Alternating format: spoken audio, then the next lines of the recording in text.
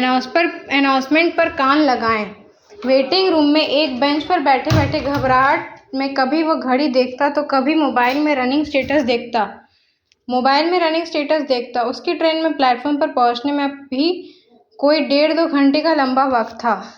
इससे अच्छा तो फ्लाइट से चला गया होता।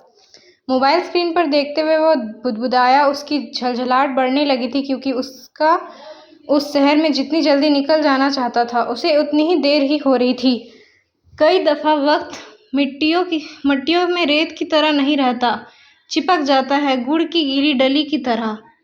आखिर अब था ही क्या उस शहर में उसका, जहाँ कोई अपना दिल तोड़ दे वहाँ का कुछ भी अपना कहाँ रह जाता है और हर चीज़ काटने दौड़ती है। सड़कें, गाड़ियाँ, बाजार, ऑफिस, मकान, लोग, सब कुछ, और सब ये प्लेटफॉर्म थी।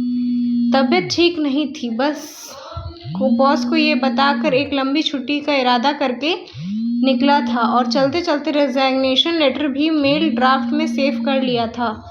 अगस्त की वो शाम बारिश की कुछ बौछारें लेकर आई, मगर वो अमित को अच्छी नहीं लगी।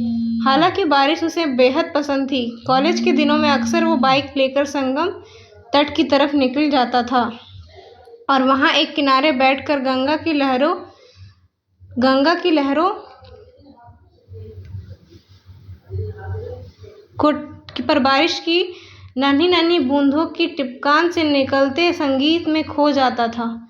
बूंदों का नदी से मिलन का संगीत। उसके कानों में वो संगीत जैसा अब भी बज रहा था कि तभी चाय वाला बिल्कुल पास आकर चाय गरम बोला तो अमित ने उसे घूरते हुए एक नज़र देखा और फिर मोबाइल में आंखें गड़ा दी। भीतर मन सुलग रहा हो तो कोई भी चीज़ अच्छी नहीं लगती। भैया, एक चाय देना, एक लड़की की आवाज़ थी।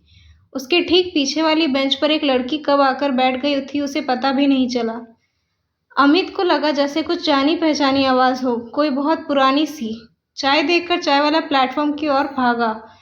वहाँ फिर कोई ट्रेन आ खड़ी हुई। कौन हो सकती है वो लड़की? अमित अपने दिमाग पर जोर डालने लगा, लेकिन ट्रेन के इंतज़ार ने उसे इतना बोझिल बना दिया था कि वह कुछ सोच ही नहीं पाया। उसकी उलझने सी होने लगी। उसको मन हुआ कि वह थोड़ी देर प्लेटफॉर्म पे घूम आए, मगर 2 बड़े बड़े बैग लेकर इधर उधर टहलना कुछ मुश्किल था, इसलिए बैठा रहा।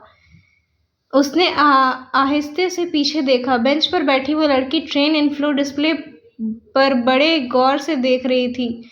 शायद उसे भी ट्रेन का इंतज़ार था। प्लेटफॉर्म पर आते आते तो कुछ भी भीग गई थी, जिसकी वजह से कंधों और पीठ पर फैले उसके गीले बालों की एक भीनी खुशबू नम हवा में बिखर गई थी। उसे कुछ देर सामान देखने के लिए कहाँ के चले जाऊं क्या सोचते हुए अमित उठा, लेकिन वापस बैठ गया। अमित ने महसूस किया बार बार एक लट उसके गाल पर लटक आती थी, जिसे वो अपनी उंगलियों से कान के पीछे ले जाकर सब संवारती तो उसके हाथों की चूड़ियां खनक उठती थी।